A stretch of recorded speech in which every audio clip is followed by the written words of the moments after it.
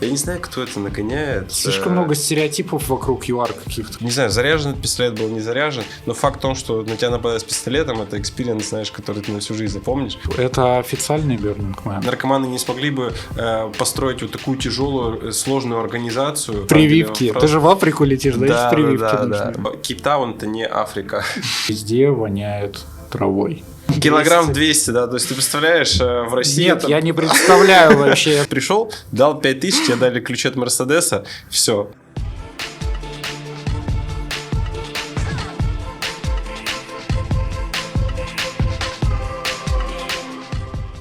Слушай, надо нам с чего-то начать, типа с приветствия, наверное, с какого-то.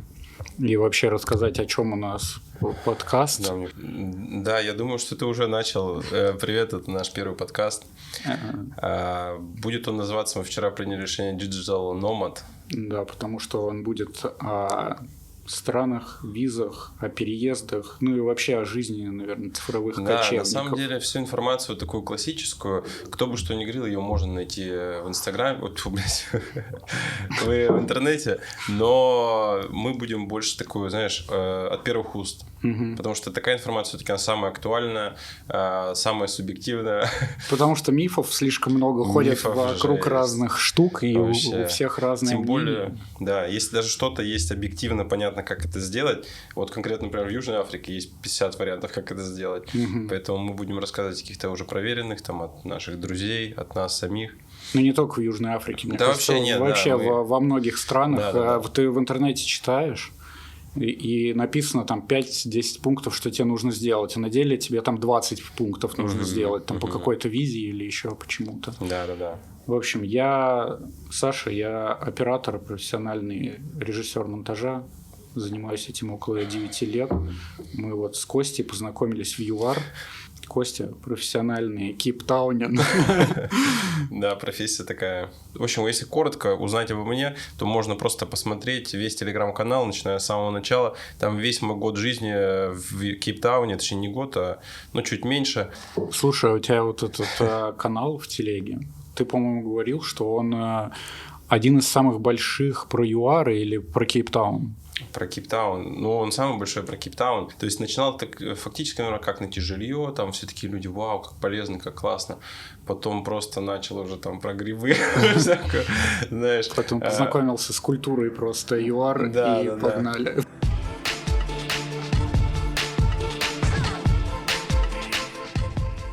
Вообще, ты встречал здесь агрессию какую-то по отношению к себе? О, это хороший вообще вопрос. Если я не помню, знаешь, негативная информация быстро стирается, но, по-моему, нет. То есть, я здесь был уже 4 раза, да, в этот раз, можно сказать, я уже живу здесь, год практически, а до этого там по 3-4 месяца за последние 5 лет зимовал, можно сказать, здесь. И как постоянно я все равно впитывал вот эту культуру, смотрел на людей, которые здесь живут. По-моему, нет, я вообще с этим не сталкивался. То есть, это вообще что-то здесь такое... Казалось бы, при этом всем ты уже со мной тоже ходил в тауншип, мы достаточно беспорядочно, как бы, если брать со стороны туристов, со стороны всех правил, мы достаточно беспорядочно себя ведем. Мы вообще все правила нарушаем. Мы говорим о каких-то правилах, которые тут нужно соблюдать, но мы сами их ни разу не соблюдали. Да, это нужно понимать то, что то, что мы в будущем расскажем, мы сами не соблюдаем эти правила, и пока что живы. Вам советуем их соблюдать, конечно. Обязательно, правила нужно соблюдать. Потому что если у тебя нету знакомых каких-то в определенных районах, может быть, ничего не произойдет. Скорее всего. Скорее всего, да, ничего не произойдет. Но может и произойти, да. Можем, в принципе, сказать то, что мы собрались здесь в первую очередь для того, чтобы ответить на вопросы, связанные с Кейптауном, потому что вот мне конкретно очень многие в Телеграм-канал пишут, постоянно задают вопросы, хотят переехать, либо хотят просто приехать ненадолго. На самом деле список вопросов, и мы постараемся все объять, но то есть это Википедия, это энциклопедию еще одну в Кейптауне писать, я в целом о ЮАР. Поэтому мы постараемся поднять основные вопросы, чтобы я на будущее просто кидал это видео. У тебя постоянно тоже спрашивают. Да, очень часто спрашивают. И самый популярный вопрос, который спрашивают, опасно ли в ЮАР и в Кейптауне? В общем, тема опасности, реально огромный стереотип Кейптауна. На самом деле вся опасность сосредоточена, во-первых, в районах, если это про Кейптаун речь. Но если вы что-то слышали в целом про опасность в ЮАР, то вы должны понимать, что это больше касается Йоханнесбурга, с которым вы, скорее всего... Сам Йоханнесбург очень огромный. Даже если вы будете прилетать туда, а туда часто билеты дешевле, то есть можно прилететь в Йоханнесбург, там взять условно машину на несколько часов, прокатиться, хотя особо там делать нечего, и затем поехать в Кейптаун. Кстати, я сказал, делать нечего, все-таки... Нет, там есть что делать, там есть что-то типа Диснейленда небольшого, неплохой парк аттракционов в городе в основном, ну и пиздячек ты можешь получить в центре города. Как я 5 лет назад, вот вообще впервые просто прилетел также в Йоханнесбург, взял машину, чтобы прокатиться буквально там, у меня 7 часов пересадка была. И, собственно, на белой машине с просто аквариумом, знаешь, не тонировано, ни что, просто поехал сразу в центр.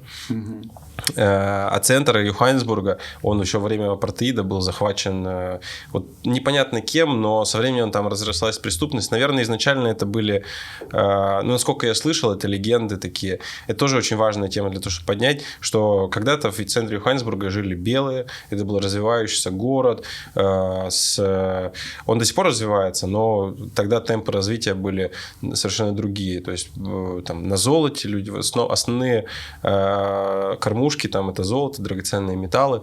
Центр это прямо даунтаун? Центр это, да, прям типа даунтаун. Там высотки? Да, там до сих пор высотки. И в какой-то момент... Как бизнес-центр. Да, как бизнес-центр, знаешь, выглядит как бизнес-центр. Вообще, на самом деле, как в Кейптауне. Но чуть более такой, потому что он... Наверное, все там жилье строилось в 40-х, 50-х годах. Он такой... Как будто вот Нью-Йорк тех годов, он так до сих пор выглядит. Но прям видно, что некоторые небоскребы прям полностью сгоревшие. Все окна, знаешь, там обгоревшие. В центре ты идешь, видно то, что вход, казалось бы, в бизнес-центр, но он просто весь засранный такой, там прям на ресепшене бомжи колятся. Там жесть полная, реально. В центре Йоханнесбурга, то нужно обязательно как-нибудь там съездить, потому что там туда даже полиция реально не заезжает. Серьезно? Может быть, за 5 лет чуть-чуть поменялось, но в тот момент, когда я там был, это реально было прям вот так жестко все. И я, собственно, на белой машине еще перед тем, как въезжая, мне несколько раз вот так вот показывали. Но в итоге я заехал, и на светофоре, на красном свете 3 человек попытались с разных сторон дергать ручки, багажник. Но я только буквально новая машина, я 5 минут назад научился закрывать все двери. Не мог найти эту кнопку. Вот. В итоге у них ничего не получилось, они начали бить по окнам, я газанул, и после этого светофоров 10 не останавливался красных, и уехал куда-то в другой район. Тоже такой не очень был безопасный, вот просто такой в трясучке в итоге выбрался из этого всего. Как вся опасность все-таки это Йоханнесбург, стереотипы связаны с опасностью. Вот в Йоханнесбурге это не стереотипы, там реально вот такая жесть. Кейптаун другой абсолютно вайб. Да, можешь ты тут встретить карманников, да, ты тут можешь встретить того, кто... Ну, из моих... Вообще, так как все-таки белые не ходят по таким районам там, в часов 9-10 вечера, это как бы самое главное правило. По сомнительным районам в такое время не ходить.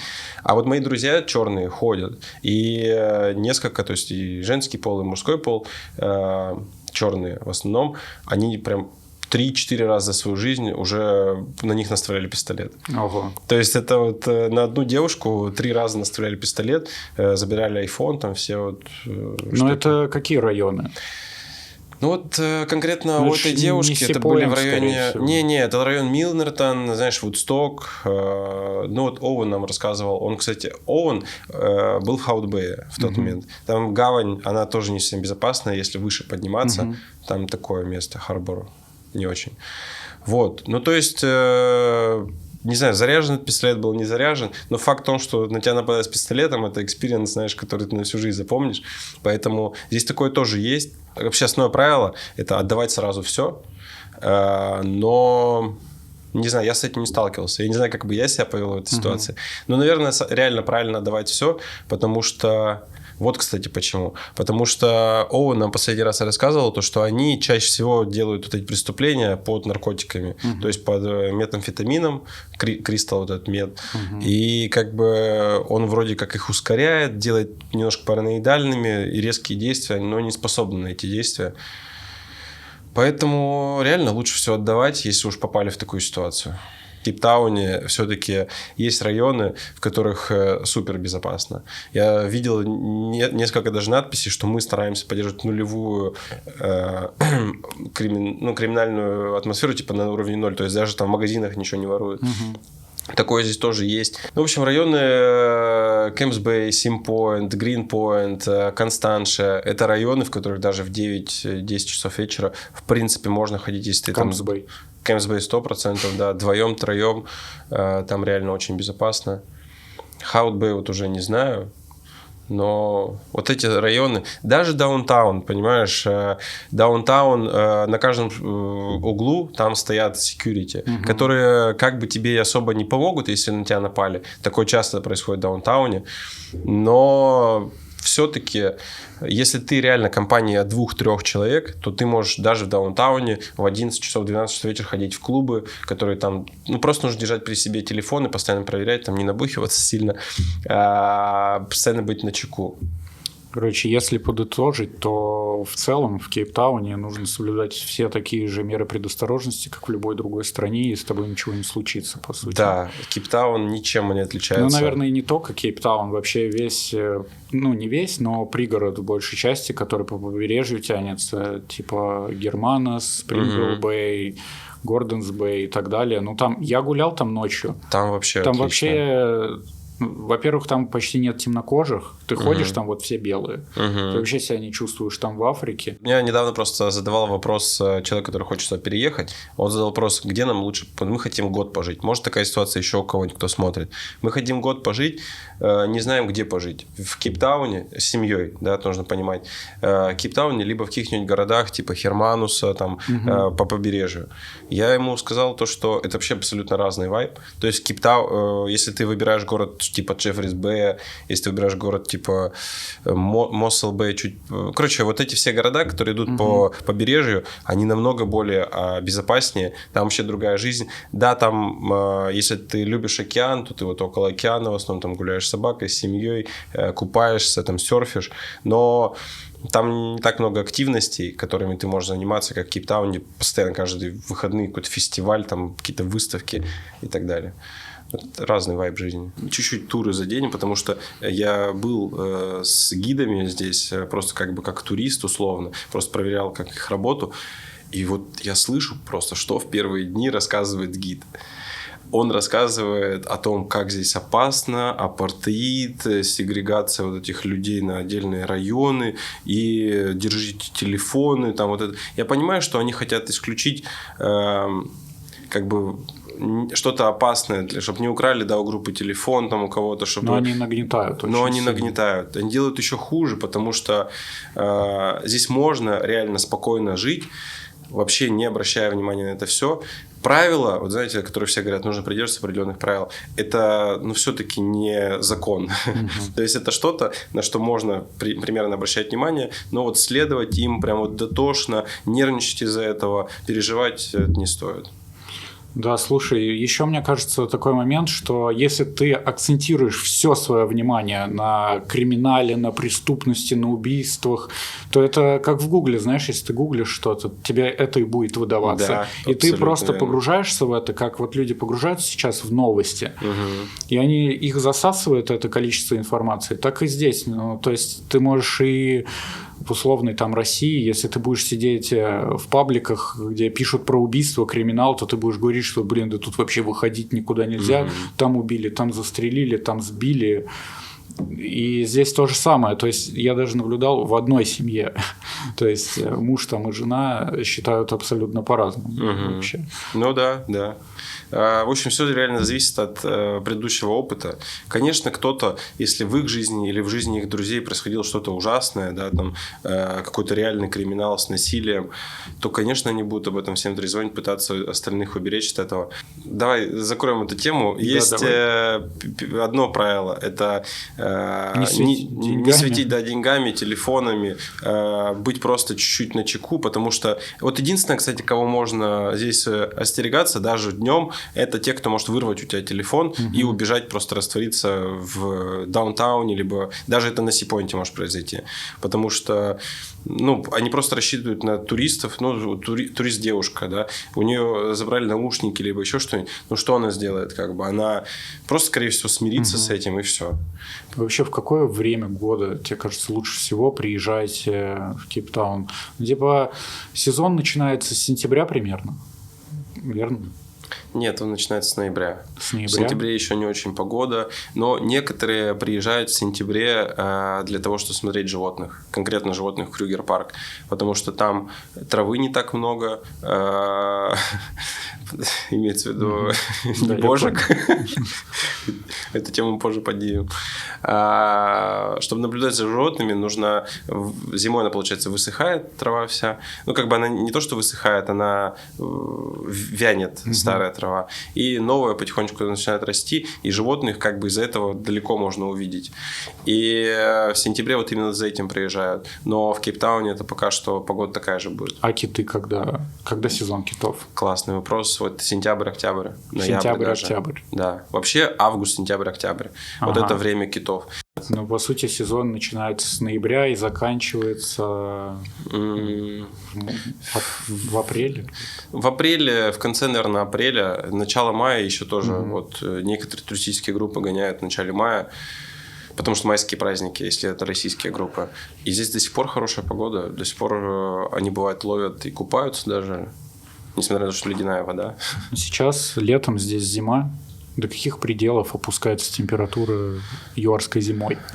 Она опускается в редкие случаи до, я слышал, 5-7 градусов. Но это вообще 1-2 дня, 3, может быть, за всю зиму такое будет. А так, в целом, она вот такая же, как сейчас. Сейчас зима же уже у нас, кстати. Первые денечки зимы. Около 12 где-то градусов ночью. И, днем 15-16. Да, днем 15-16. То есть, она ниже не упадет в июле и в августе. То есть, она вот такая будет. Да. Это же вообще вполне комфортная зима. Офигенно. То есть, ходишь вот так в свитшоте, в джинсах днем, и вполне комфортно. Кайф, когда вот на солнышке, даже вот сейчас, когда солнышко выйдет, 15-16 градусов с солнышком, вообще кайф. Да, погода кайфовая. Потому что меня так все пугали погодой, что меня тоже. Здесь зимой будет холодище, надо уезжать отсюда. Я такой, посмотрим. А в итоге 16, 18, иногда 20 даже доходит днем. И вообще тепло. Ты с кондиционером едешь. И ты такой, вполне неплохая зима так-то. Вообще. Я не знаю, кто это нагоняет. Слишком много стереотипов вокруг ЮАР каких-то. Как будто куча людей собралось и такие, давайте придумываем кучу стереотипов. Чтобы сюда люди не ехали. Чтобы никто не ехал. Это место такое классное. Да, есть такое. Я думал об этом. Да, я тоже. Но мы с тобой, наоборот, хотим делиться только прелестями жизни здесь. Вообще, и тебе, и мне очень много вопросов про Кейптаун задают, но вот основное – это безопасность и продукты. Потрясающие продукты.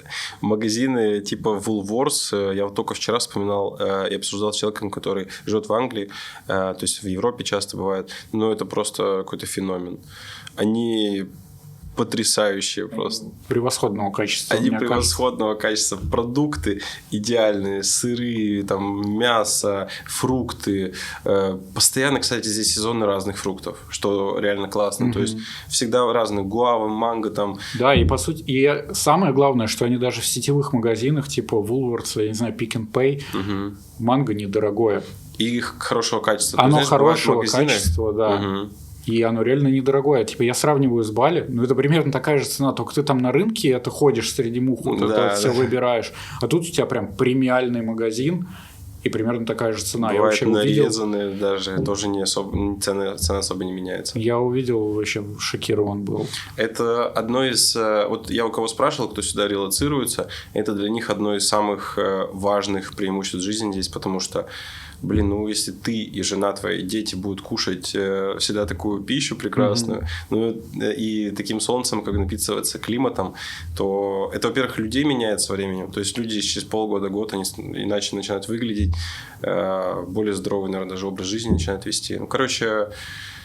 продукты здесь идеальные. Короче, у меня огромный чекерс рядом с домом, и там есть просто огромнейший отдел сыров.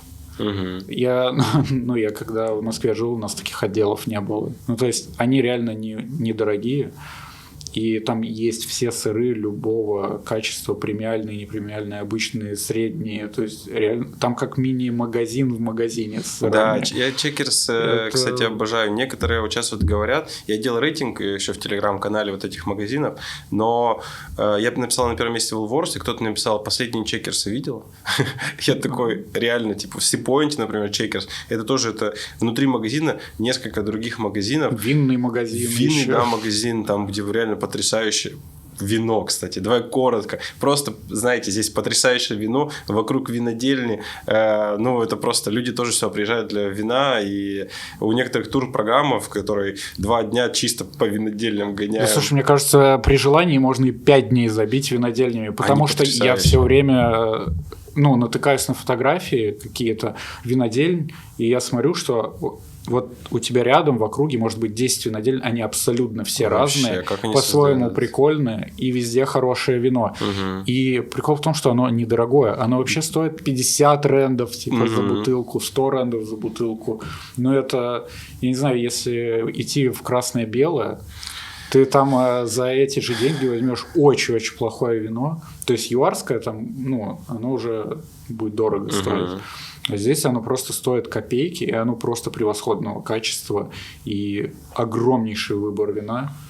Да. Вот если коротко, те, кто смотрит нас из России, ориентируются в рублях, то за 400-500 рублей можно здесь вино уровня просто, которого в России там 1500-2000. То есть это абсолютно потрясающее вино, которое пьют здесь люди, которые десятками лет пьют вино, и они понимают, что это офигенное качество. Недавно, в общем, написал человек, который хочет релоцироваться, он задал примерно 10 разных вопросов, и мы сейчас коротко на них все ответим. Но вопросы все офигенные. Постараемся коротко, по крайней мере. Это блиц, который не блиц, да? Это блиц, который не блиц. Можно быстро, можно развернуто. Можешь как хочешь вообще, все равно. Как лучше всего прилететь, маршруты пересадки?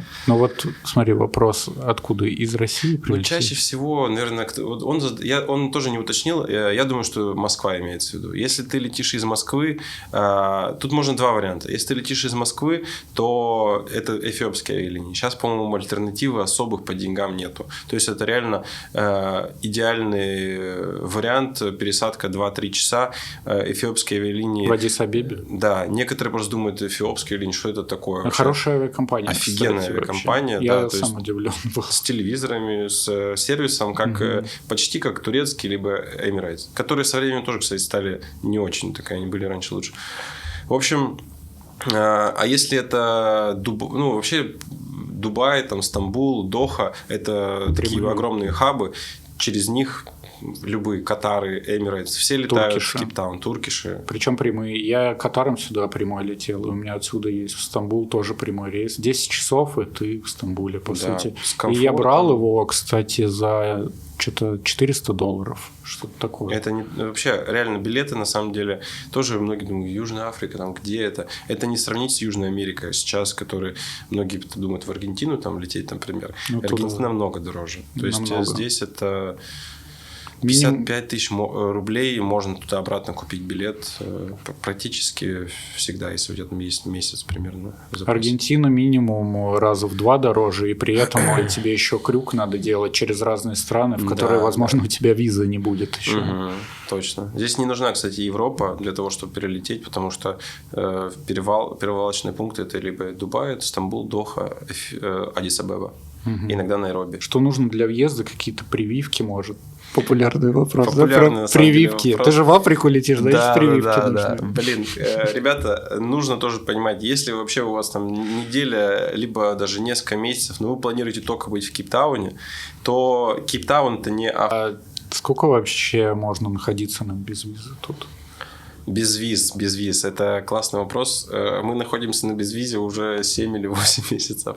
То есть, условно, здесь такая ситуация. Она не очень простая, как и все вопросы с визами здесь. На данный момент можно вообще находиться 90 дней, если это житель России, по-моему. У Беларуси, Украины, по-моему, другие. У Беларуси, Украины, Казахстана... У них им нужно получать визу, идти в посольство, подавать документы. В Киеве, кстати, по-моему, сейчас нельзя. То есть тебе нужно в ближайшую Польшу ехать и там подаваться. Ну, либо в какой-то другой стране. Там в посольство нельзя сейчас пойти. В Беларуси не знаю, как там условия. Я вообще не встречал. В общем, для жителей СНГ нужно конкретно уточнять, как это происходит. Часто это делается через визовых агентов. Всем одобряют, насколько я знаю, но просто не так просто, как для жителя России, потому что условно, ты здесь находишься 90 дней, затем ты можешь на второй месяц податься на продление.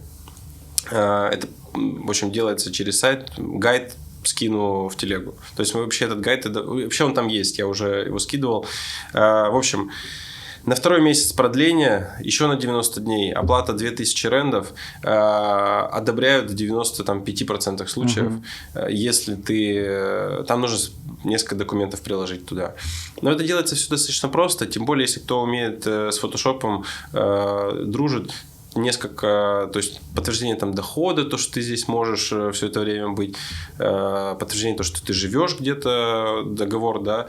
В общем, небольшой такой список документов, его предоставляешь, и все, тебе продляют еще на 3 месяца. Казалось бы, в полгода ты уже здесь можешь быть. Но между тем, как ты подал, в реальности как, между тем, как ты подал и тем, как тебе одобрили, часто происходит, то есть разрыв, сейчас бывает 3, 4, 5, 6 месяцев. И может вообще тебе не прийти ответа, поэтому выходят новые документы постоянно. Вот сейчас последний документ, то, что до 31 декабря все, кому так и не пришел ответ, они могут здесь легально быть. То есть, условно, ты еще в апреле подал, ты можешь здесь быть, например, только 3 месяца, если тебе подтверждение придет. Но по факту, если тебе не приходит до 31 декабря, ты можешь находиться легально, потом ждать нового документа, и вот смотря, что он уже скажет, там вылетать, например. Ну, кстати, вот ребятам из других стран, типа Украины, Беларусь, Казахстан, у них такое же продление на самом деле. То есть, если они получают там визу на 3 месяца, они ее также могут продлить еще на 3 месяца. Но немного больше платить нужно. То есть мы, допустим, платим там 2000 рендов, это условно $100, а им нужно там 200-250 заплатить за это продление, потому что там, по-моему, чуть больше документов нужно или что-то такое. Но это через визового агента, то есть, наверное, они могут это дешевле сделать, если сами, но там $50 ты сэкономишь, но головника получишь больше. Ну да. В общем, итога здесь можно находиться более 9 месяцев без получения как бы конкретного... То есть, это уникальная на самом деле ситуация, потому что везде ты нужен либо рабочий, либо бизнес-виза, либо еще что-нибудь. Но ты здесь... Вот мы по факту находимся 7 месяцев только на продлении. И вот сейчас вот дается специальный чек. То есть, вот с этим чеком, который на продление вы подавали, вы его там получите. Можно выезжать из страны, если ты соблюдаешь все эти правила. Это несложно, в это можно углубиться, есть потом люди, которые помогут. Можно ли сделать виза-ран потом, то есть вылететь в соседнюю страну и влететь обратно? Классный вопрос, да, я забыл уточнить, то, что после этого реально я уже делал через Намибию, в 85% случаев дают опять через Намибию, то есть можно на машине въехать, а на самолете вылететь, например. Почему-то вот вроде, вот я так делал, вот у меня по моему опыту, мне дали еще на 3 месяца, а 3 месяца это значит, что я еще могу там на 3, и еще продлить. Еще условно 9 месяцев я могу получить. В общем, но говорят то, что Зимбабве, Ботсвана, ближайшие страны, они тут страны типа СНГ, у них тоже есть такая штука, ближайших стран, через них вроде как не должны давать опять. Поэтому лучше вылететь в Турцию, Занзибар там вроде. В страну подальше. В страну подальше, да. Типа но Дубай... это работает сразу же. То есть, по факту, по документам, ты не можешь находиться больше 180 дней вообще в ЮАР. Точнее, 90 дней в течение 180, каждые полгода. Но по факту этого нет. Есть люди, которые 2-3 года они здесь живут, они открывают там бизнесы, так до сих пор находясь на туристической визе.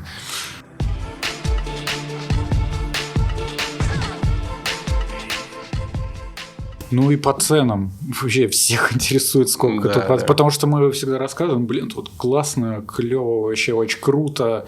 И все таки, ну, наверное, дорого, потому что выглядит все круто, виллы круто выглядят. Как мне кажется, цены здесь достаточно доступны, несмотря на высокий уровень жизни. Да, я думаю, что здесь идеальная ситуация в этом плане. Тем более, кстати, самая большая статья расходов у меня была, когда я жил за городом, это бензин, потому что он стоит почти сотку, да, 100 рублей. 90 что-то такое, ну, в общем, дорогой бензин. Если еще и машина ест, то это достаточно большая статья расходов будет выходить. Но если ты в городе живешь, ну, смотря куда ты ездишь, тебе, может, и не нужна вообще машина. Можно и Uber'ом спокойно пользоваться. Да. Uber вполне дешевый. Вообще здесь Uber реально дешевый. Не сравнить с Москвой, ну, я имею в виду там Яндекс.Такси, здесь реально очень дешево. Практически куда угодно. Я и даже иногда думал, то, что, знаешь, в Uber ты можешь работать как-то еще. Даже Uber Black, да, здесь стоит, наверное, как обычное такси в Москве.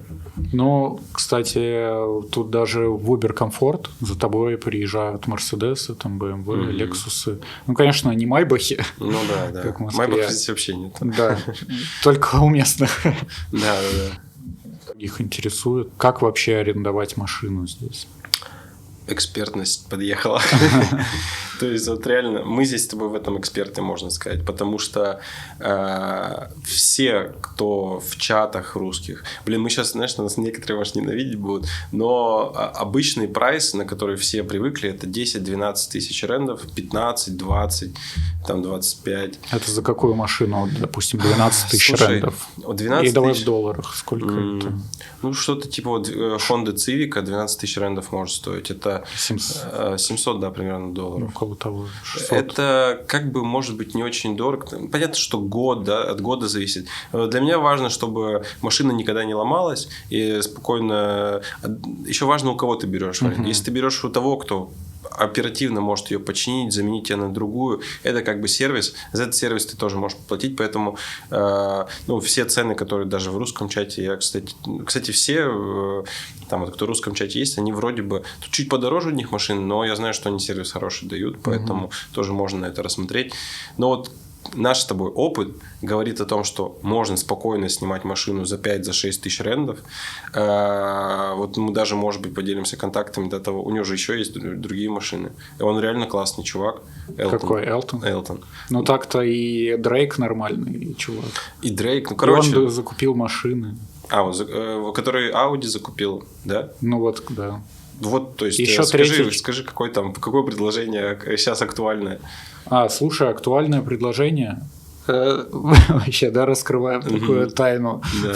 Просто все арендуют, кого не спросишь, машину, он такой, я вот арендую какой-то Хавал за 15 тысяч рендов. Я арендовал Audi A3 за 6 тысяч рендов в месяц. И типа 2-литровую на механике. Ну, она, конечно, немного побитая была, но в целом по технической части она была в идеальном вообще состоянии. И у этого же чела есть Tiguan 2021 года за 10 тысяч рендов.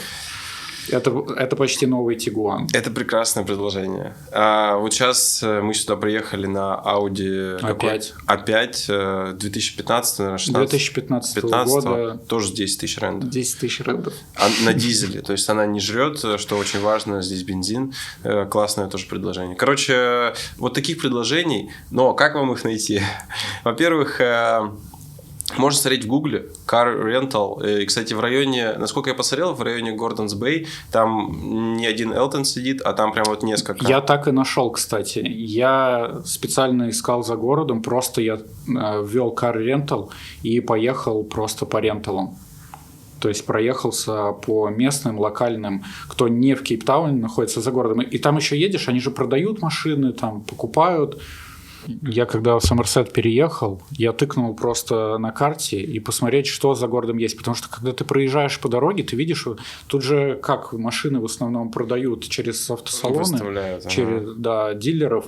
И ты едешь, ты видишь, что продажа машин, покупка машин, аренда машин. И ты просто можешь остановиться, заехать, узнать. И я вот так в разные ездил. Я видел, там Бэхи стояли, Мерсы, я туда заезжал, там спрашивал. Потом смотрю, у чувака куча разных машин, заехал, говорю, есть аренда? Он такой, да, есть. Вот есть Сивики, есть вот это, вот это. Я узнал цену, цена вообще приятная была, вот, 5500 там рендов за месяц, за Сивик, вообще новый практически. Это $300, даже меньше. $300, да, на автомате, все, что нужно в машине есть. Таким образом можно искать автомобили, просто тыкнув по карте. Конечно, не стоит ехать в район, который типа гетто какое-то. То есть где-то вот за городом, где вот побережье, вот там вот в той стороне Стелленбоша, Сомерсета, наверное, можно. Либо где-то за Блубергом. Вот в той стороне, где-то в районе Белвиль, есть прям улица, ты едешь, главная улица, а там в целом безопасно. Там просто, не знаю, 2 километра, это разные вот такие небольшие ребята, которые продают машины, и по-любому они сдают некоторые в аренду. Но это вот один вариант, да, вот мы сейчас объясняли, это Google, либо так глазами. Реально такое можно найти. У меня перевернулось понимание аренды автомобиля за вот этот год, потому что, благодаря опыту мы нашли лучший вариант. И этим опытом мы сейчас делимся как раз. Второй вариант классный тоже. Marketplace Facebook. Вообще запомните, Marketplace Facebook, это здесь, многие проблемы ваши решит. Реально многие. Короче, в большинстве случаев местные мне говорили 90%, что не стоит пользоваться здесь маркетплейсом, это очень опасно. Типа, если ты хочешь что-то купить, продать, вот такое, но при этом все машины, вот кроме вот этого Сивика, я нашел на маркетплейсе. Мерседес, кстати, мы снимали Мерседес Цешку, нашли его там, Влад нашел. Аудюха А5, А3 Аудюха, все на маркетплейсе. Да. То есть, кстати, забыли упомянуть то, что чаще всего, кто сейчас хочет арендовать машину, для них это вообще большая проблема, особенно для жителей России. Там карта, не карта, депозит, вот это все проблемы. Marketplace Facebook, скорее всего, решит все ваши проблемы, потому что мы нашли машину и сейчас практически, сейчас что-то там депозит $150, да, за машину депозит $150, это смешно вообще, и ты его наличкой можешь отдать. И причем машины, они не прямо уже так вот проверяют серьезно, они такие, в целом нормально, там где-то есть царапинки, чаще всего это вообще ничего не значит. Забивают. Да, это, кстати, тоже прикольно. И вот за 5000 рендов мы когда Мерседес арендовали, просто 5000 пришел, дал 5000, тебе дали ключи от Мерседеса, все, ни депозита, вообще ничего. Я в итоге там, кстати, разбил зеркало заднего вида, отдал ему машину, он, просто зеркало вот так вот висело, и он такой, ничего мне не написал. Это, конечно, прикол. Мерседес за 5000 рендов. Вообще было. Они, конечно, так себе были, ломались постоянно, но он все равно их менял, если он у тебя ломается. Да, это достаточно классно. Вообще, на старте жизни нужно влезать во все экспириенсы. Ломается машина, ты узнаешь со временем одного механика, другого механика, куда-то, а механики в одних районах, в других, как это вообще все происходит. Короче, с этим на первых этапах классно сталкиваться. Потом, конечно, все достаточно понял уже этот опыт. И, в общем... Но в большинстве случаев туристы, когда приезжают сюда, пользуются сервисами типа Car Rental, онлайн-сервисами. Да. И они, по-моему, вообще дорогие, да? Они... На самом деле, если у вас есть карточка, там важно понимать, что часто нужна кредитная именно карточка. Но если на ней не написано, что она дебетовая, то ей тоже можно воспользоваться, предоставляя ее как кредитную. И если там есть определенная сумма, которую можно заморозить. На самом деле у них тоже хорошие цены. В общем, на Rental Cars тоже можно найти хорошие цены, если у вас уже есть какая-то карточка. Но это будет все равно дороже, чем вот как мы ищем через Marketplace. Но это безопаснее, наверное, будет. В плане того, что тебе не придется ехать в какой-то непонятный район, видеться с какими-то непонятными людьми. И когда ты только вот сюда приехал, наверное, мне кажется, лучше вот таким сервисом воспользоваться, если есть возможность. потому что ты приезжаешь в незнакомый город, тебе нужно ехать в какой-то непонятный район, а когда ты не разбираешься в этих районах, ты не знаешь, безопасно можно он или случайно нет. куда-то заехать, конечно. И, конечно, в этом плане Marketplace, он менее безопасный. Ну да. Нужно спрашивать у знакомых, у друзей. У нас можно спрашивать будет норм район, не норм. Вот такой вариант есть. Как бы всегда нужно, если на старте, конечно, здесь какими-то первичными связями обрастать, и эти связи будут делиться контактами там, и так далее. Давай еще раскроем тему маркетплейса Facebook вообще в целом, потому что это как Авито. Мне тоже говорили о том, что это небезопасно, но альтернатива какая? Я вот спрашивал, а какая тогда альтернатива? Мне говорили, нету. Условно, там есть что-то GAM3 еще сайт, тоже похожий но он очень неудобный, и условно там 5 предложений, а на маркетплейсе 100 будет предложений на какую-нибудь тему. Вот, поэтому Marketplace Facebook это все-таки необходимость. Начинать делать аккаунт на Фейсбуке тоже нужно, потому что когда ты откликаешься на что-то, если у тебя аккаунт пустой, это даже для аренды квартиры они не будут, скорее всего, отвечать. А для машины то же самое. Вот, то есть Marketplace Facebook классная тема, которую нужно изучать. Я много что там покупал. Вот так вот вообще просто. Вот вообще я хочу сказать то, что Marketplace Facebook это не только здесь, в ЮАР. Я им пользовался в Малайзии, в Индонезии, в Дубае. То есть везде, во всех, скажем так, странах я пользовался маркетплейсом. Даже во Вьетнаме я находил жилье на маркетплейсе. Но не только. Типа я и продавал там и технику, и камеру я в Малайзии продавал. Что-то покупал постоянно там. Как бы он вообще везде работает. Вот жилье я всегда находил во всех странах только на маркетплейсе, мне кажется. И аренду машин, кстати, также. И в Таиланде я находил аренду машин, жилье. Все на маркетплейсе. Как и здесь. Об этом не знают, на самом деле, люди, которые... Вот часто в чатах задаются эти вопросы. Опытные люди не отвечают Marketplace Facebook. Хотя это классный вариант. То есть ты там... Сейчас много там предложений, целые коттеджи можно снять за недорого, потому что люди на лето уезжают. Да. Короче, классный вариант, там обязательно найдете что-то. Пользовался, и у меня никаких проблем, кстати, не было на маркетплейсе. Вот то, что говорят, тут опасно. Возможно, вообще не было. Может, какие-то машины, если ты захочешь купить какую-то старую бэху, поедешь куда-то в хреновый район, и тебя, может, и ограбят. Там, если ты там сразу с кэшем, с пачкой приедешь. Или там даже убьют, не знаю. Такое тоже, в принципе, мне кажется, возможно. Может быть. Но если ты смотришь где-то в Сипоинте себе апартаменты, я думаю, никаких вообще проблем не будет точно с этим. Точно. Опыт расскажу про покупку машины. Мы с Эндрю бичбаги вот этот пытались купить, и мы пользовались Marketplace Фейсбуком. Мы проехали по 3-4 вариантам. Это всегда были адекватные, нормальные люди.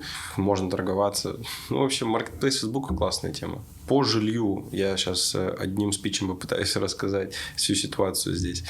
Большинство людей, которые приезжают, что делать с жильем? Во-первых, те, кто приезжает сюда надолго, там, на полгода, год или вообще на всю жизнь, они сначала приезжают и заселяются в какой-то отель для того, чтобы за неделю поискать какое-то жилье. Они пытаются связываться с кем-то на Airbnb, но Airbnb здесь в первую очередь туристическая тема. Поэтому цены там туристические. Раза в 3-4. Да, дороже. Может быть, можно как-то найти вариант арендовать ненадолго, потом с владельцем договориться на долгосрок. Я так делал, дешевле. кстати. Я тоже так делал здесь. Я так сейчас живу, кстати. Я так именно договорился. Вот. Но... Может и так, в общем, сделать. Второй вариант – это Property24. Property24 – это огромный сайт коммерческой и некоммерческой недвижимости. Кстати, нужно понимать то, что большинство жилой недвижимости здесь, которая на долгосрок, она 85% она сдается не мебелированно. То есть, прямо вот на Property24 много немебелированного жилья, которое неудобно, понятно, для тех, кто толком не определился еще, будет жить. То есть покупать нужно все. Это пустая квартира. Но есть, то есть там есть фильтр. Цена, кстати, одинаковая. Вот что нужно понимать, цена не мебелированная и мебелированная одинаковая. Просто кто-то сдает что так, что так. В общем, нужно ставить просто фильтр, мебелировано, плюс там есть фильтр на с какого числа освободиться, можно через 2 месяца что-то найти. И вот моя тактика здесь такая. Там найдется, если вы все фильтры укажете, найдется условно 50 вариантов вашего жилья в нужных районах. 3 вам только ответят. 3 вам только ответят, да. Нужно 50 всем писать, причем писать через Property. Сразу же у них телефон WhatsApp. Это чаще всего агенты, но 3 человека, может, будут собственники из 50.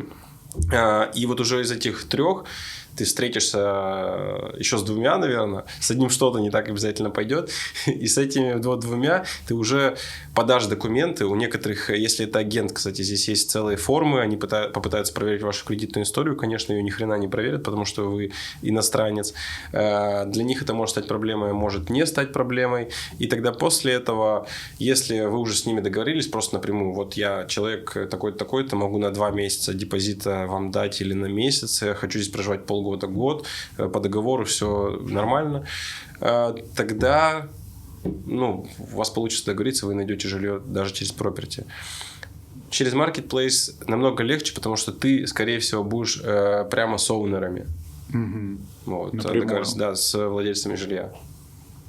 Но в целом по жилью вот такая ситуация. Если еще коротко рассказать по ценам, то достойное жилье можно найти, если это на семью, 1 спальня, либо 2 спальни. Давайте 2 спальни, скажем, там Sea Point, Green Point, это 15-16 тысяч рендов. Нет, $1000. $1000 условно. Но это достаточно просто найти за такую цену. Если вы будете искать, то это может быть цена $500 даже. Ну, то есть, я конкретно тоже, мой пример, я снимаю апартаменты за сколько там? $500-600, и это вполне достойный, классный, с садом, с барбекю зоной. В Сипойнте. В Сипойнте, да. Но это везение, можно сказать. Ну да, либо опыт. Потому что я тоже снимаю за эту же сумму. Да. Мы рассказали про жилье и машины, а откуда брать деньги на это все. Расскажешь, откуда брать деньги? Следующий подкаст, бизнес-подкаст. Бизнес-секреты с Александром Симачевым. С Алексеем Симачевым. Короче, вопрос денег. Все знают, что за ситуация с картами. Там кто-то говорит, что работает Union Pay здесь, кстати, но он не везде. Ну, то есть российский Газпромбанк, а там еще каких-то банков. Но, во-первых, я не понимаю, какой там курс. Я так не пользовался. Для меня это неудобно. Для меня намного удобнее открыть личный кабинет Binance вам, если у вас нет его, верифицироваться, там, с паспортом, все делается в течение часа, наверное, и уже вы можете проводить там транзакции до $50 000. Ну, да, если коротко, просто рассказывая о нашем опыте, российские деньги, это условно с Тинькова на Binance, через P2P торговлю, все это есть куча гайдов на YouTube, чтобы разобраться на старте. Кстати, вопрос о долларах. Если вы приезжаете с наличными долларами, то они должны быть выпущены позже, чем после 2006 года, потому что если они раньше выпущены, то будет очень плохой курс, а в некоторых они даже не примут. Даже в серую не принимают. Вот здесь плавно можно перейти к тому, что я сам еще не проверил, но совсем скоро проверю, потому что, в общем, есть такая тактика получения карточки. Вот здесь можно оформить карточку на себя, но так как вы турист на туристической визе, не резиденту будут не очень условия. То есть это постоянно будет где-то комиссию платить, ежемесячные какие-то платежи, нужно происхождение денег, в общем, постоянно какие-то проблемы. Но можно оформить бизнес-карту. То есть сначала на сайте gochain.co.za, это домен южноафриканский, вы регистрируете компанию. То есть вы даже как туристическое лицо, ну, на туристической визе вы можете оформить компанию. Заново открывается, по-моему, в течение 2-3 дней. После этого вы уже обращаетесь в банк FNB. И в FNB банке на юрлицо открываете карту, в которой нет никаких ограничений. То есть вы потихонечку ее прогреваете небольшими суммами в течение недели, а потом можете хоть по 50, по 100 тысяч рендов вводить. И несложно потом отчитываться будет. И налогами там все. В общем, это самый сейчас простой способ для того, чтобы как-то здесь жить и расплачиваться с минимальными комиссиями. Вот. Но в целом открыть карту тут можно. Да, в целом открыть карту здесь можно, но с P2P, например, на нее не перевести. Типа местный не сможет тебе перевести тебе же на Finbi. Там какие-то есть ограничения. Да. Это вот если ты не резидент карта. Вообще non-резидент карт, она вот у меня лежит, я ей не пользуюсь просто потому, что я начал какой-то плохой личный кабинет, там в приложении ничего не понятно. Плохой личный кабинет. Тебе показать индонезийскую мою пермату, там вообще даже иконок нет. Ну, вообще, такое еще коротенькое, да, можно рассказать, то, что все, что вы знаете о сервисе, который вы пользовались все время в России, вы просто жили чуть ли не в мире будущего. Весь остальной мир не знает, что такое классные, стабильные приложения, в которых можно кучу всего вообще там сделать.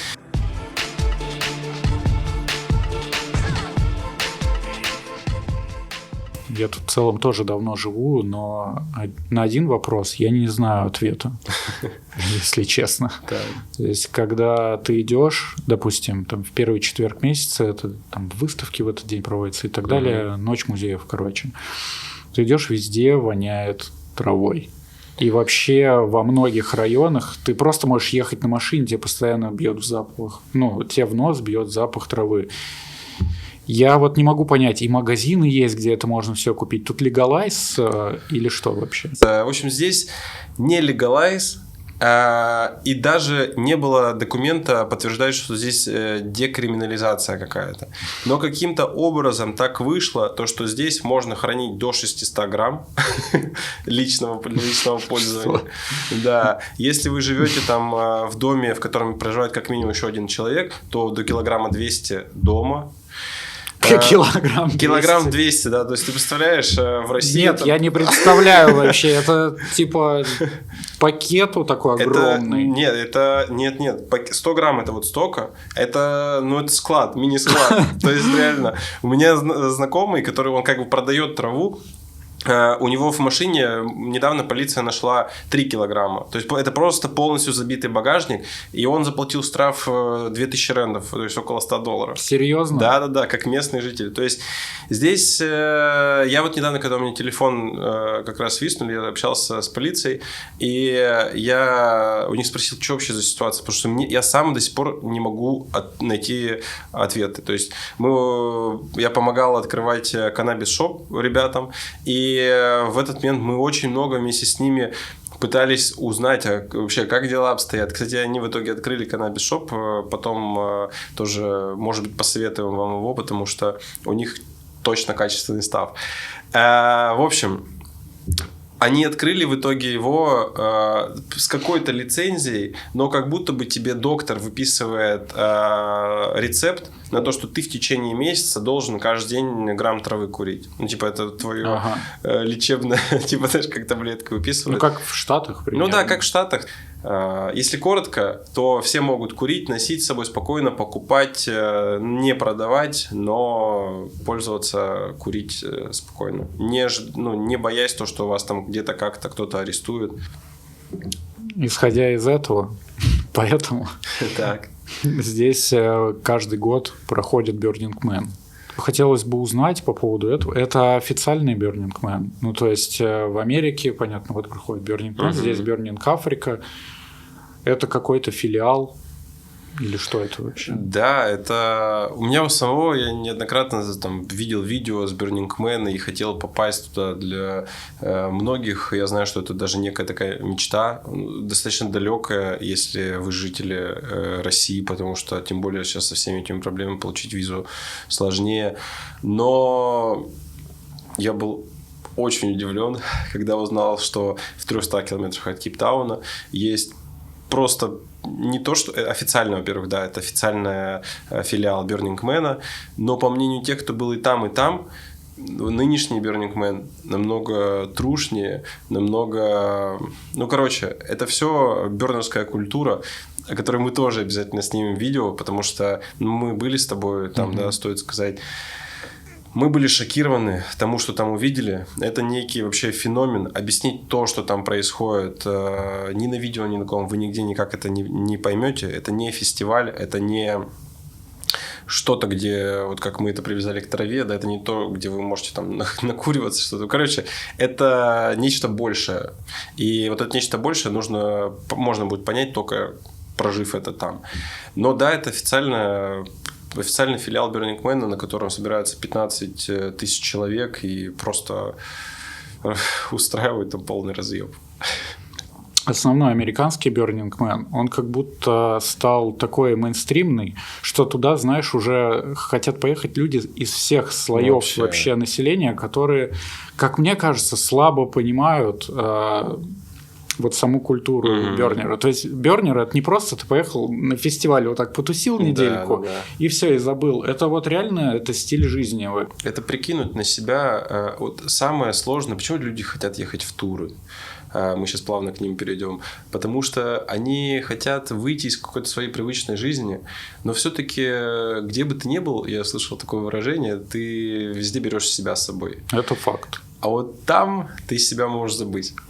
Ты себя можешь там забыть, ты там персонаж, ты уже не Костя, ты уже не Саня. Знаешь, какой важный момент, то, что многие даже мне писали, то, что вот что там, поучаствовал в оргии, вот что там вообще кислоты похавал, типа, знаешь, типа, да, конечно. супер стереотипные штуки, но и многие считают, что туда едут наркоманы, которые там убиваются, но просто вспомни, на каких тачках туда люди едут, и сколько нужно потратить денег, чтобы построить свой кемп, сколько нужно потратить денег, чтобы создать какой-то автомобиль, вот этот безумный, или диджейскую установку, то есть наркоман, который упарывается целыми днями, вряд ли сможет приехать на рейндж-ровере, построить кемп, еще построить какую-то площадку крутую, и еще и поиграть там диджеем, грубо говоря. Вообще, то есть тут даже, может быть, он может найти на это деньги,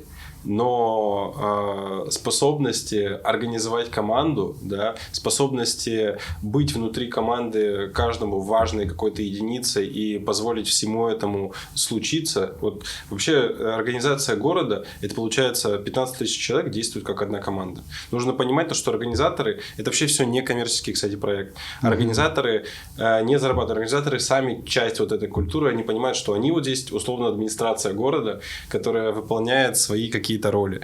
Вот. То есть, это действительно что-то большее. Это организация... В общем, если бы условно все приезжали то упарывать, то наркоманы не смогли бы построить город, да, наркоманы не смогли бы построить вот такую тяжелую, сложную организацию, и я считаю, что все, что, в общем, происходит там, это новый взгляд на жизнь. Это люди, которые тратят свои ресурсы на то, чтобы построить что-то, что сгорит через 7 дней. Прожить этот момент, да, Бёрн вообще как бы суть в том, что все тщетно в этом мире, и вот есть момент, которым нужно наслаждаться. И вот мне, кстати, вот кстати, момент — это классное слово, потому что там происходит сотни разных моментов в секунду. То есть это какое-то место хаоса. Я вот не верю во всякую эту эзотерическую штуку, но там, вот ты как правильно в самом начале сказал,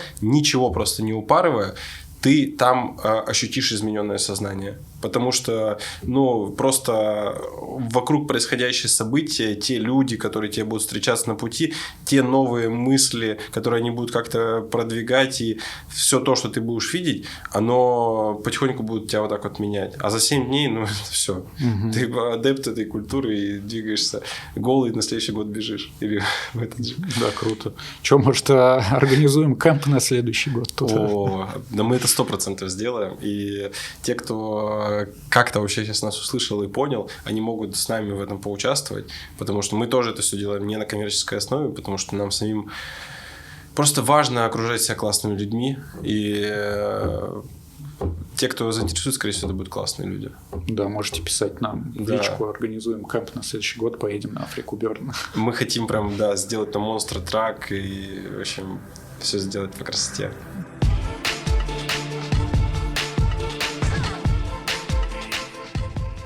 Те в телегу вообще пишут какие-нибудь ребята, у которых там бизнесы, может, крупные, которые хотят перебраться сюда, начать открывать что-то здесь? Пишут, и я замечаю, что таких людей все больше и больше. И это не обязательно крупный бизнес. Даже люди с небольшим, условно, кто-то продает там стоматологии какие-то в России, и на вот эти деньги стараются что-то здесь открыть. Вариантов огромное множество. Эта страна может в любой момент стартануть, и я в это верю, и многие, кто все-таки вкладывает сюда деньги, верят в то, что первый вопрос с лоудшедингом будет решен. Лоудшединг чуть позже расскажем, что это такое, но если коротко, это сброс нагрузки переводится, то есть это регулярное отключение электричества. Самая огромная большая проблема в Южной Африке – это вот эти отключения электричества. Из-за них фермеры теряют свою продукцию, кто-то… В общем, все бизнесы недозарабатывают и недоразвиваются из-за того, что вот такая проблема на уровне всей страны. Поэтому тут нет электромобилей, потому что сложно заряжать машину, когда у тебя электричество там 6 часов в день отключают. Да. Но несмотря на это, мне пишут бизнесмены. Бизнесмены разных мастей хотят приехать сюда и что-то начать делать. Потому что Америка закрыта, Европа, там российский паспорт, все дела, это сейчас проблемы. Здесь российский паспорт в некотором смысле даже будет вашим преимуществом, потому что чуть-чуть просто поднимем этот вопрос. Мы никак вообще не будем, наверное, в будущем вообще касаться политики, но вот здесь, в ЮАР, черное население и даже часть белого очень лояльны к россиянам. То есть непонятно, их не смущает то, что происходит сейчас. Они они далеко, возможно, находятся слишком от пропаганды там с обоих сторон. Вообще, чаще всего для них это просто ничего не значит. Вот я могу рассказать отличный пример, как они к этому относятся. То есть, когда меня спрашивают, откуда ты, я говорю, вообще из России. Они такие: о, Путин красавчик. Угу. И я говорю: но я родился в Украине, у меня мать из Украины. Они такие: о, Зеленский красавчик.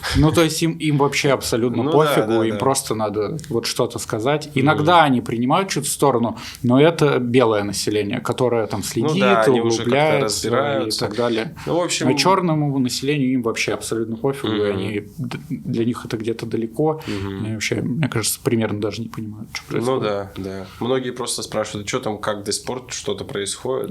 Того. Да, в общем, в любом случае, все, что касается инвестиций в эту страну, открытия бизнеса в Кейптауне, в Йоханнесбурге, это все актуально, стало актуальнее намного со временем начала войны. И, в общем, даже какие-то конкретные примеры, там винодел, знакомый, он увеличил поток вина в Россию в разы просто, из-за того, что Австралия, Новая Зеландия отказались от этого. Это очень актуально, инвестировать сюда. Все мы надеемся, так сложив руки, то, что лоудшединг проблема будет решена, и как-то вообще само правительство образумится и на какой-то ровной рельсе зайдет, и этот локомотив поедет, и все будут зарабатывать, все будет развиваться. Надо рассказать, мне кажется, что такое лоушейдинг, потому что многие не знают. Это сброс... Чего? Сброс? Нагрузки. Это сброс нагрузки. Почему? Потому что здесь десятилетиями страна была коррумпирована, а организация Эском, основная энергетическая организация, полугосударственная, 100% на самом деле государственная, она очень часто воровала деньги, а должна была вкладывать их в развитие текущих уже электростанций. Поэтому электростанции сейчас в плохом, я видел одну, например, у нее реально там разбитые окна. Не с тобой, в общем, как едешь там из центра, она такая кирпичная какая-то, реально устрашающая, как будто Челябинский старый завод какой-то. Это энергетическая станция, и поэтому требуется обновление.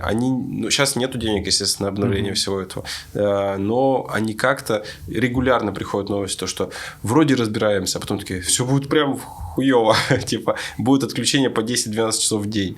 Сейчас сколько примерно в день отключения электричества? Сейчас, на данный момент, вообще вот прямо сейчас нет отключений. Понятно, там сегодня-завтра. Бывают дни, когда отключения электричества нет. Короче, вкратце. Каждый день примерно, наверное, часа 4-6 часов у нас нет света.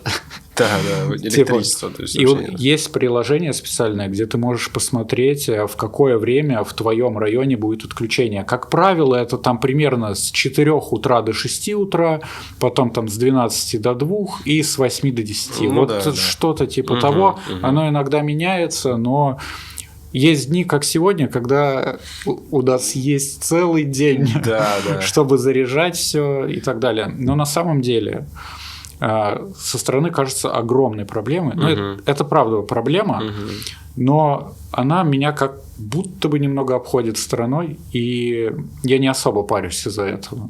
То есть я не сижу 24/7 дома.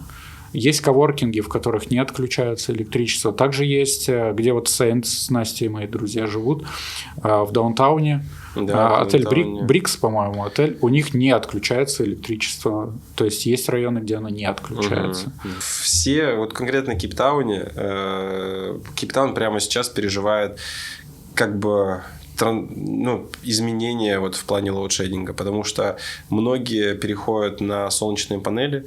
Солнечные панели будут генерировать больше электричества, чем вот они нужны, и это электричество будет продаваться вот назад в эту компанию, эта компания будет его распределять. Короче, есть... многие верят в это, так, скорее всего, и будет. В Кейптауне будет вопрос решен с лоудшедингом совсем скоро.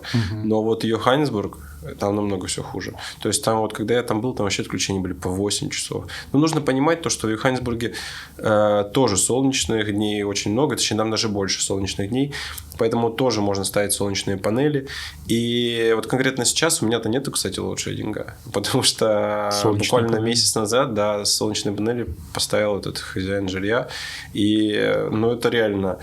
как бы стало намного комфортнее, но я уже начал скучать, там свечки стоят просто без дела, а свечки иногда создавали уют, и ты мог даже получить удовольствие от того, что вокруг тебя вот нету кучи вот этих электронных приборов, которые постоянно что-то питают. Или сделать перерыв буквально на 2 часа, просто отдохнуть от работы. Это, кстати, иногда помогает отвлечься. Это да. И мы позитивные такие, ищем с тобой плюсы в этом. Многих это прям бесит. Слушай, это влияет на работу в целом, но вот, допустим, в больницах же у них как генераторы стоят, или они просто не отключаются? Нет, в районах, в которых больницы не отключают. То есть есть несколько районов, вот знакомый живет в районе рядом с больницей, у него всегда есть электричество. А вообще... плавно перетекли в тему больниц. Как с медициной здесь? Она дорогая, качественная, некачественная, дешевая, недешевая? В общем, с медициной здесь такая ситуация. Здесь есть очень качественная медицина за дорого. Есть средняя медицина за средний прайс, есть дешевая совсем, либо бесплатная, но качество оставляет желать лучшего. То есть это ситуация не как, например, в России, да, тут все покупают дополнительные там страховки для того, чтобы... В общем, это огромная тема. Условно, самый лучший вариант – это купить здесь страховку, которая будет покрывать, их очень много вариантов. Нужно хорошенько углубиться для того, чтобы найти ту, которая вам подходит. И стоит она не так дешево, кстати. И покрывает она тоже не все. То есть она может, там, условно, сеанс у врача стоит 600 рендов, она может покрывать только 400. Ты еще 200 будешь доплачивать, при том, что у тебя страховка в месяц $200 стоит. То есть там какие-то... Как я делаю? Просто если что-то случается, я нахожу такого более-менее адекватного по цене доктора и, собственно, с ним уже конкретно решаю этот вопрос. Но знаю, что если что-то происходит серьезное, то... Вот, кстати, ты мне рассказывал про Бали, то, что если там что-то серьезное происходит, это все, типа, там все скидываются деньги, это супер дорого. Да, и типа это настолько дорого, что просто... Там же миллионы рупий, 1 миллион рупий, это там, условно, 5000 рублей. И типа у тебя прайс там за сломанное, не знаю, ребро, ключицу, типа 100-150 миллионов, что равняется, грубо говоря, 150 миллионов рупий, это условно 10 тысяч долларов. Да, 10 тысяч. Да, 10 тысяч долларов. И то есть, это вообще неадекватные деньги, они просто не делают ничего. Но ладно бы ты платил, и у тебя там супер все классно, но это плохая медицина, это хреновая медицина, ну, откровенно говоря. Но здесь, как мне кажется, она доступная, типа она дороже, чем была там в России до войны, условно говоря, но она все равно на очень хорошем уровне здесь. Да, здесь медицина классная. Я точно знаю, что здесь, если у тебя... Кстати, когда я говорю дорого, это, наверное, московские цены, не больше. То есть, это не американские, опять же, такие, где тоже это супер-супер будет дорого.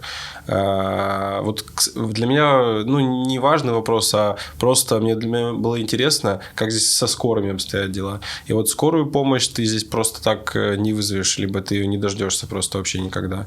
Здесь бесплатную ты имеешь? Бесплатную, да. Ну, а частная, наверное, а частная, да, она приедет, это будет стоить порядка $300, 400, может быть, в зависимости, наверное, от компании. Это не будет супер дорого, но качество медицины здесь очень хорошее. Кстати, вот что я вспомнил, это то, что это показатель медицины Южной Африки. Да? То есть в Южной Африке впервые была проведена операция по пересадке сердца от человека к человеку. То есть ключевой момент в истории всего человечества, мне кажется, просто сердце, прикинь, да, вот это ядро, запускающее все, его другому человеку вставили, и оно заработало, человек живой, и все отлично. Вот. И это произошло в Южной Африке, это произошло в районе Моубрей, в Кейптауне. Вот. То есть это показатель, медицина реально на хорошем уровне и... В принципе, по доступной цене. В принципе, по доступной цене.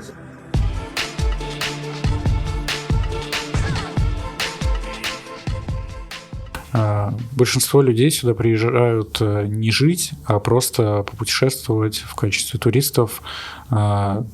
Есть ли чем заняться в ЮАР? Вот так оно и происходит на самом деле. Люди пригоняются на 2 недели, потом уезжают, но уже здесь понимают, что они влюбились. И мне вот неоднократно говорили такое... А в какой-то момент, там, на день 3-4, я просто шел такой, я буду жить здесь. И я прекрасно понимаю этих людей. Ты, кстати, в этом плане нетипичен, потому что ты даже и приехал сюда первый раз, и такой, все. Ну, типа, здесь классно, здесь есть много чем заниматься. И, в общем, поэтому... Конечно, в первую очередь люди пригоняют сюда для туризма, и я сам сюда впервые приехал из-за туризма, потому что это очень интересное направление. У меня почему-то, не знаю, как у остальных, это было прям нечто такое, к чему, некая такая мини-мечта, условно. Край африканского континента, все там слышали про мыс Доброй Надежды, про это все. Сафари, естественно. Сафари, да, естественно. Киты. В общем, здесь очень много каких-то по-настоящему удивительных, эксклюзивных, редких природных, вообще я имею в виду и активности, безусловно, природных каких-то штук. Ну, во-первых, это киты, да, с августа по октябрь, это, то есть увидеть впервые, как кит выпрыгивает, или как его, я увидел вообще конкретно, как мама китиха, скажем так, подпрыгивала, и потом мужик начал считать, который знает то, что через 10 секунд выпрыгнет маленький, потому что она его обучает. Это просто вообще разъеб. Это нужно увидеть. Естественно, сафари. Другая часть, да, ЮАР, но сафари потрясающая. Крюгер-парк, ты сам на своей машине ездишь, вот это спортивный интерес, когда ты кого-то где-то найдешь. Потрясающе. Океанские виды, вот эта дорога, Гарден Роуд от Кейптауна и дальше там до Джеффрис Бэй и дальше. Просто вообще, вынос мозга. Вот эти напряжение сотен километров, с правой стороны у тебя океан, с левой горы и меняющийся каждые 100 километров пейзаж. Тут много-много всего. Плюс по этому пути еще и серферских спотов много, а в другую сторону кайтерских спотов. Да. То есть ты можешь кайт, серф, вообще активностей очень много. Куча, да. То есть люди здесь... Винодельни. Естественно. Винодельни. Мы вот сами не особо вино любим пить, но при этом всем я просто обожаю быть на винодельнях. Да, я тоже. Я могу реально не пить, ребята тестят вино, а я просто могу сидеть, и я такой, тут просто клево находиться вообще. Или в музей вот на Babylon-Stone, который... Вообще, это же очень круто. Если у меня в детстве такое... Ну, по таким музеям водили. Это очень интересно даже в моем возрасте. Там всякие в VR-очках, интерактивные штуки. Винодельня, казалось бы. Но у них есть свой музей с VR. Вообще потрясающе. То есть, это люди, которые делают что-то по-настоящему с душой. И у них и вкусное вино. Они во всех смыслах красавчики. Просто у них офигенное вино, у них офигенный музей, у них охранительный сад, по которому ты можешь в сезоны там идти. Есть голубику, малину, кактусы, там кактусы. Все ты можешь вообще... Оливки. Все, всякое вот это кушать, персики, да. И это сад как бы просто винодельни. В общем, потрясающе. И каждая винодельня, она создает свою атмосферу. И ты можешь в одной ощутить там, не знаю, Францию, другая, она такая более там голландская какая-нибудь. В общем, винодельня тоже отдельная тема. И хайкинг. Здесь просто потрясающий маршрут. Для меня сначала, когда я услышал, приехал, хайкинг было немножко матершинное даже слово. Я не понимал, что это значит. Но когда я сходил на первый хайкинг, просто здесь вот в гору, да, Table Mountain, блин. Это Lions что Head. вообще? Lions Head. Это невероятные горы, которые каждый день просто дарят нам с тобой вот какой-то...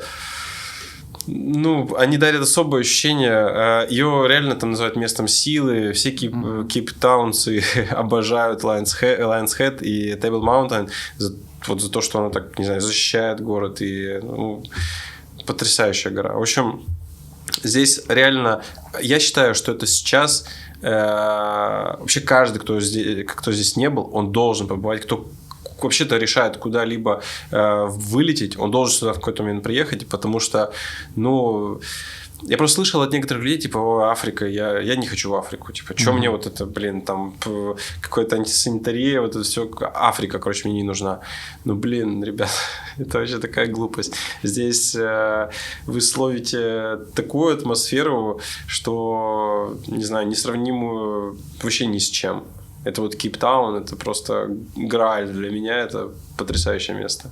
Да, город очень крутой. Да и в целом ЮАР сам, не только Кейптаун, весь ЮАР клевый. Не прям весь, но по большей части. Да, почти весь на самом деле. Тут прикольно. Во-первых, это огромная страна. И классно то, что она раскинута по горизонтали. То есть здесь тоже меняются, как и в России, тоже меняются климаты немного. И по мне, страна вообще офигенная. И внутри нее есть еще две страны. Для меня это сейчас закрытые карты какие-то, там Лесото и Свазиленд, который сейчас Эсватини называется. То есть... Короче, здесь культура, здесь невероятные виды, которые... То есть, топовые пляжи. Пляжи номер один во всех рейтингах, там дороги номер один во всех рейтингах, Чапманс Пик, это что вообще, вынос мозга какой-то. В общем, не знаю лучше направления туристического сейчас, чем Кейптаун, либо чем в целом Южная Африка. Оно точно будет совсем скоро номер один. Оно сейчас уже становится популярным. То есть люди друг другу советуют. Сейчас Бали номер один. Сейчас Бали номер один. Но вот ты, кстати, был и на Бали здесь. Понятно, что разное, но куда бы ты посоветовал, если вот выбирать человеку? Сложно так сказать, потому что я долго прожил на Бали, и я там вижу огромное количество минусов по сравнению с Кейптауном. Для меня вот в Кейптауне пока что я не вижу особых минусов. То есть для кого-то это безопасность, но со мной ничего особо тут не происходило. Да не особо вообще ничего не происходило, все классно. Уровень жизни выше, качество продуктов выше, медицина хорошая, дороги прекрасные, машины нормальные. Типа, ты просто живешь в классном городе, либо там в поселке классном. То есть, конечно, для меня Кейптаун намного лучше, чем Бали. Все-таки там тоже есть классные виды, но вот как ты до них едешь, это другой вопрос. Конечно, если ты первый раз туда приезжаешь, ты очень кайфанешь. Наверное, первые 2-3 года ты будешь вообще кайфовать. Там, может, год, у кого как. Ты будешь наслаждаться этим местом. Но если ты приедешь сюда после Бали, ты скажешь, потерял. Что я делал так долго времени там? Просто что я там так долго делал? Не знаю, как вообще людям описать, что это здесь. Вот я почему-то, когда прилетел, я такой, господи, так это Америка. Хотя я сам никогда не был в Америке, но здесь реально вот чувствуется вот такая... Все, наверное, даже лучше, я бы сказал, что Америка представляет даже ладно, не только самое лучшее. То есть некоторые гетто, они тоже похожи на американские, но все это добавляет какой-то, не знаю, сформированное у нас в голове ощущение Америки, тех, кто не был там, это то, что они снимали в кино. Потому что многое снималось здесь, в Кейптауне. Здесь, да. В общем...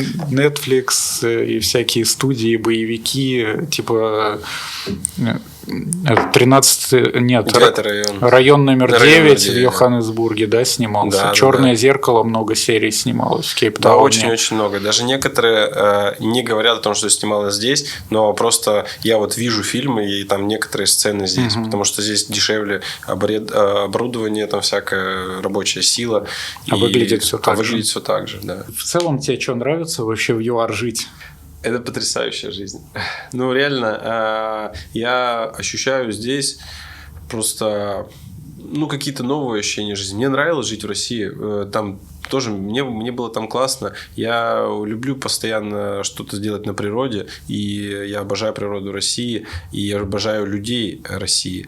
Но вот в тот период жизни, который я сейчас переживаю, в том, не знаю, возрасте, может быть, я прям понимаю, что я в нужном месте в нужное время, потому что здесь открытые люди, с которыми... То есть я знакомлюсь постоянно здесь с людьми абсолютно разными. У меня, не знаю почему, но вот в России такого не было. То есть здесь абсолютно разные социальные классы. Ты регулярно что-то новое узнаешь.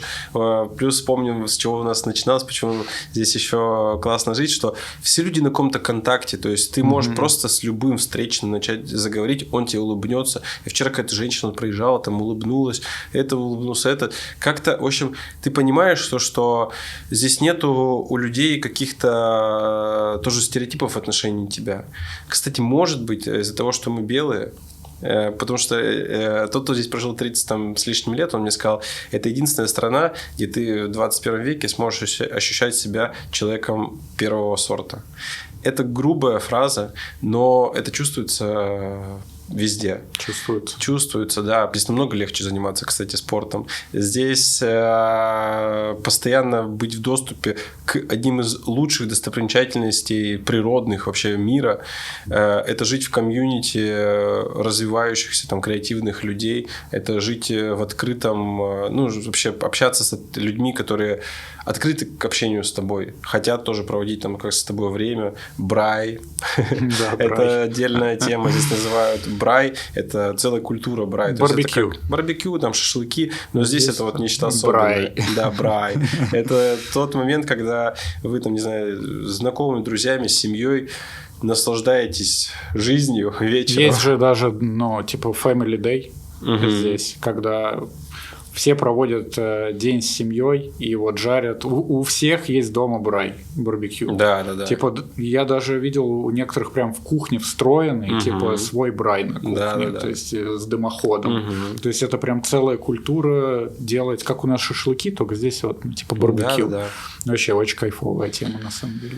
В общем, если коротко, то здесь идеальное соотношение жизни духовной и жизни вот такой финансовой, коммерческой, потому что и некоторые ее соединяют, получается просто какие-то взрывные проекты, мы их уже видели, то есть когда и страсть такая, в общем, город идеальный вот в этом плане.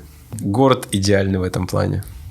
Ну что, спасибо, Костян, круто пообщались. Вообще обсудили, мне кажется, вообще самые актуальные вопросы по ЮАР. Но если у вас будут еще какие-то вопросы по ЮАР или по Кейптауну, пишите в комментариях, попробуем тоже их обсудить. Да, попробуем их обсудить. Может, узнаем сами что-то новое. По-любому мы что-то забыли. Мы даже во что-то можем углубиться. Да? Кто-то, может, реально напишет в комментариях какую-то новую тему, мы ее раскроем в следующем подкасте. Всё. Короче, спасибо, Саня. Спасибо, Константин.